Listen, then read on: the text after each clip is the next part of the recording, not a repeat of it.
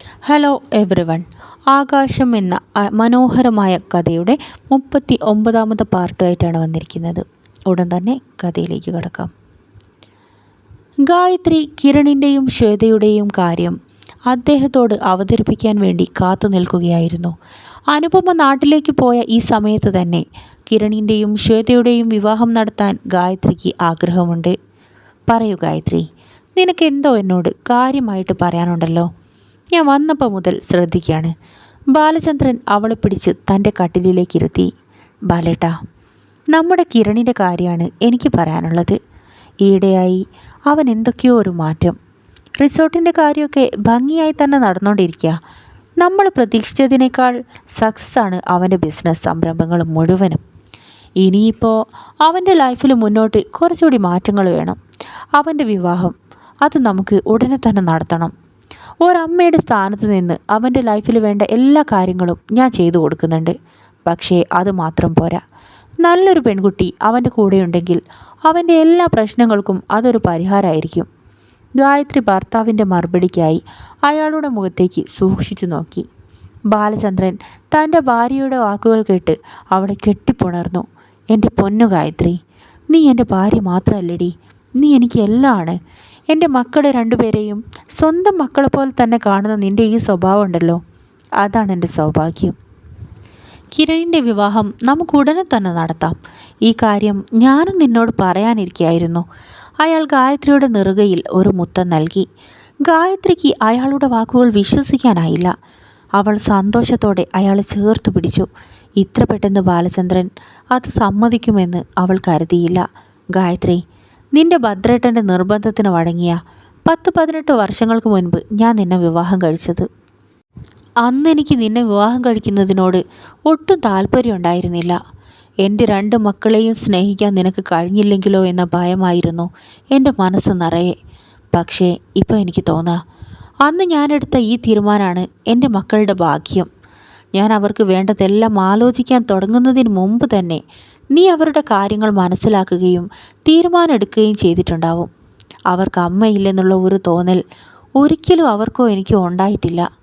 അയാൾ അവളുടെ മുടിയിഴകളിൽ മൃദുവായി തലോടി.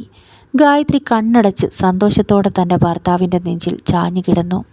ഇത് തന്നെയാണ് ബാലേട്ട ഞാനും ആഗ്രഹിച്ചത്. നിങ്ങളുടെ മക്കളോട് 2 പേരോടും എനിക്ക് സ്നേഹമുണ്ട്. പക്ഷേ എനിക്ക് മാത്രമായൊരു കുഞ്ഞിനെ നിങ്ങൾ തന്നില്ലല്ലോ. അതുകൊണ്ട് തന്നെ കിരൺ ശ്വേതയെ വിവാഹം കഴിച്ചേ പറ്റൂ. അല്ലാതെ ഈ സ്വത്തുക്കളെല്ലാം അന്യാധീനപ്പെട്ടു പോവാൻ ഞാനും എൻ്റെ ഭദ്രേട്ടനും ഒരിക്കലും അനുവദിക്കില്ല.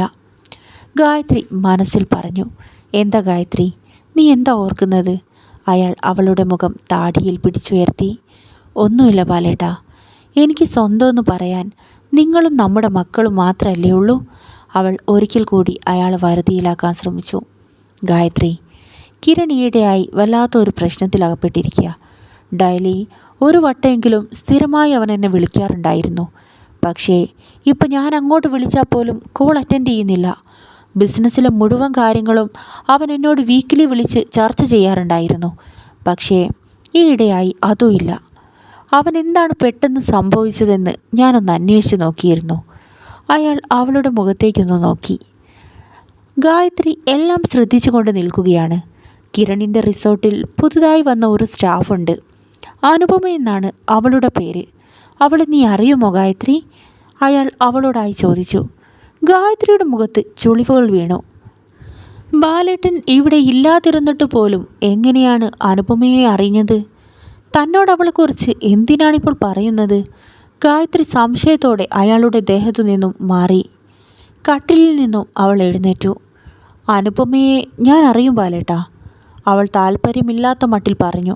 ഗായത്രി, നമ്മുടെ കിരണിന് ആ പെൺകുട്ടിയോട് ഭയങ്കര ഇഷ്ടമാണ്. അത് നിനക്കറിയാമോ? അയാൾ അല്പം ശബ്ദം താഴ്ത്തി അവളോട് ചോദിച്ചു. ഗായത്രി ഒന്ന് ഞെട്ടി. ബാലേട്ടൻ ഇതെല്ലാം എങ്ങനെയാണ് അറിഞ്ഞത്? ഇനിയിപ്പോൾ ഇദ്ദേഹം ഈ ബന്ധം അനുകൂലിക്കുമോ? അവർക്ക് വല്ലാത്ത ഭയം തോന്നി. അനുപമയോട് ബാലേട്ടന് ഒരിക്കലും ഇഷ്ടം തോന്നാൻ പാടില്ല. ഇതെങ്ങനെയും തടഞ്ഞേ പറ്റൂ. ഗായത്രി പുഞ്ചിരിച്ചുകൊണ്ട് അയാളെ നോക്കി. എൻ്റെ പൊന്നു ബാലേട്ടാ, ഇതെല്ലാം ഞാൻ മുന്നേ മനസ്സിലാക്കിയതാണ്. പക്ഷേ ഈ കാര്യം ഞാൻ ഏട്ടനോട് പറയാതിരുന്നത് എന്താണെന്നറിയാവോ? ഇതൊരിക്കലും നടക്കാൻ പാടില്ലാത്ത ഒരു ബന്ധമാണ്. ആ പെൺകുട്ടിയും കിരണും തമ്മിൽ ഒന്നും കൊണ്ടും ചേർച്ചയില്ല. അവൾ നമ്മുടെ കുടുംബത്തിന് ചേർന്ന ഒരു മരുമോളല്ല. അവളെ കിരണിൻ്റെ ലൈഫിലേക്ക് കൊണ്ടുവന്ന് അവൻ്റെ ജീവിതം കൂടി നശിപ്പിക്കുന്നത് ശരിയല്ല. ഗായത്രിയുടെ വാക്കുകൾ കേട്ട ബാലചന്ദ്രൻ ആകെ അസ്വസ്ഥനായി. നീ എന്തൊക്കെയാ പറയുന്നത്? ഇത്രയ്ക്ക് പ്രശ്നം ഉണ്ടാവാൻ മാത്രം ആ പെൺകുട്ടിക്ക് എന്താ പ്രശ്നം? ബാലചന്ദ്രൻ സംശയത്തോടെ ഗായത്രിയെ തറപ്പിച്ചു നോക്കി. അവൾക്ക് പ്രശ്നം എന്താണെന്നോ? പ്രശ്നം മാത്രമേ ഉള്ളൂ ബാലേട്ടാ.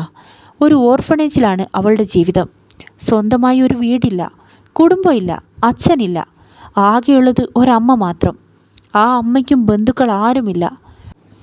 അച്ഛൻ ആരെന്നറിയാതെ പിഴച്ചു പ്രസവിച്ച ഒരു പെൺകുട്ടിയാണോ കിരൺ വിവാഹം കഴിക്കാൻ പോണത്? ഗായത്രി നീരസത്തോടെ മുഖം തിരിച്ചു. ബാലചന്ദ്രൻ്റെ മുഖത്ത് വിളർച്ച ബാധിച്ചു. എന്തൊക്കെയാണ് ഈ കേൾക്കുന്നത്? അയാൾ ദീർഘമായൊന്ന് നിശ്വസിച്ചു.